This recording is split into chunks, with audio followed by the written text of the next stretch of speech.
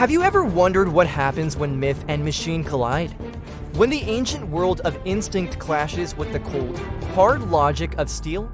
Today, we delve into a story that explores just that, a tale of transformation, survival, and the birth of a new kind of predator.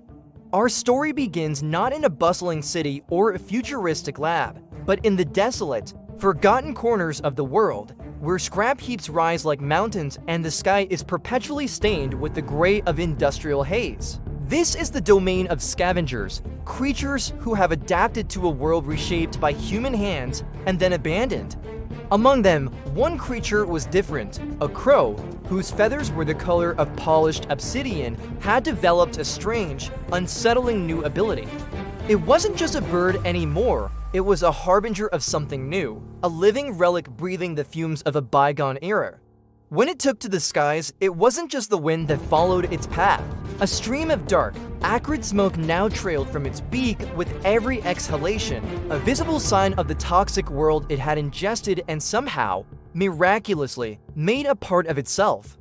This smoke wasn't just a passive trail, it was a weapon, a shield, a language only the rust and decay of this world could understand.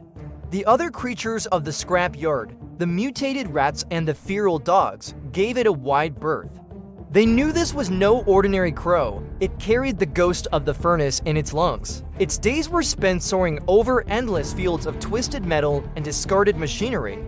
It was a king in a kingdom of rust. From its vantage point, it saw the world in patterns of decay and opportunity. A glint of something not yet completely consumed by the elements, a pocket of organic waste, a forgotten cache of edible scraps. The crow was a master of this environment, its sharp eyes piercing through the smoggy air, its keen intellect mapping out the treacherous landscape below. But mastery invites challenge, and in this world of manufactured monstrosities, a new challenger was about to descend from the clouds, a creature born not of flesh and blood, but of gears and iron. A shadow fell over the crow, eclipsing the weak sun. It was swift and impossibly large, and it didn't just move through the air, it sliced it.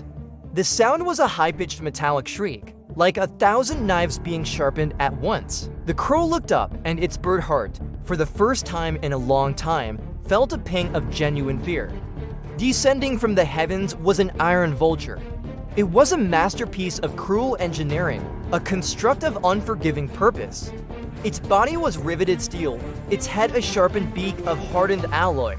But its most terrifying features were its wings.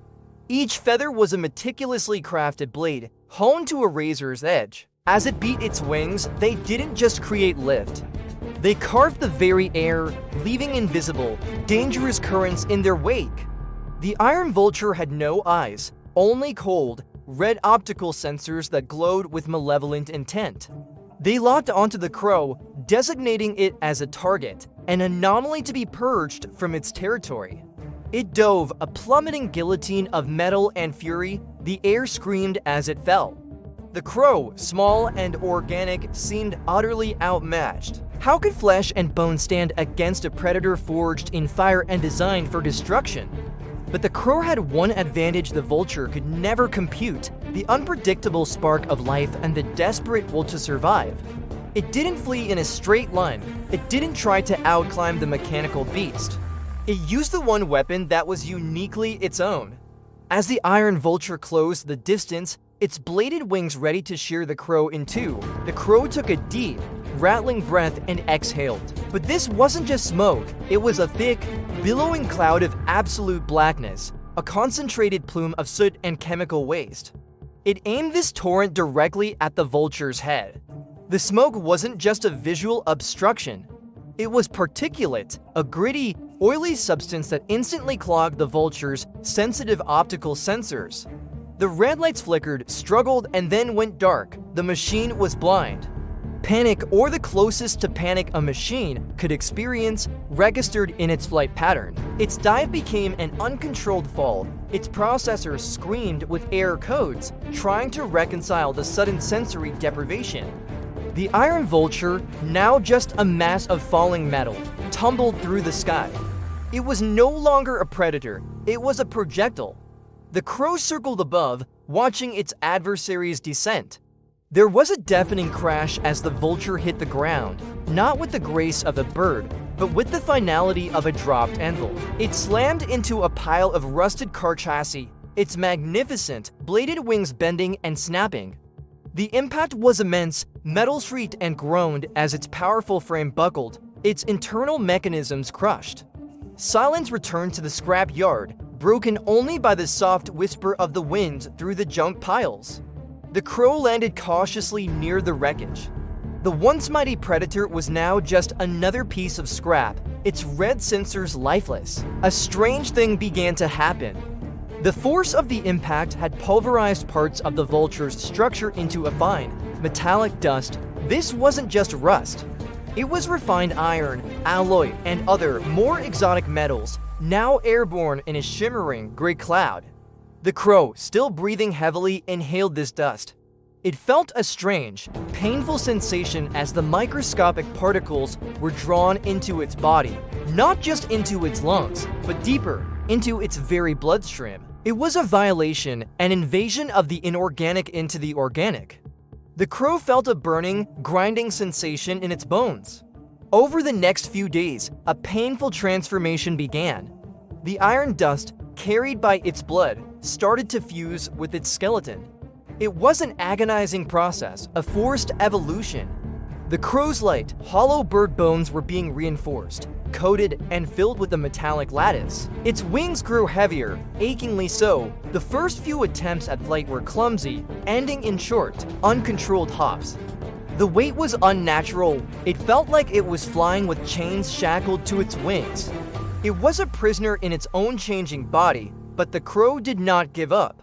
Day after day, it practiced, its muscles straining, adapting, growing stronger to compensate for the new, incredible weight. Slowly, painstakingly, it regained control.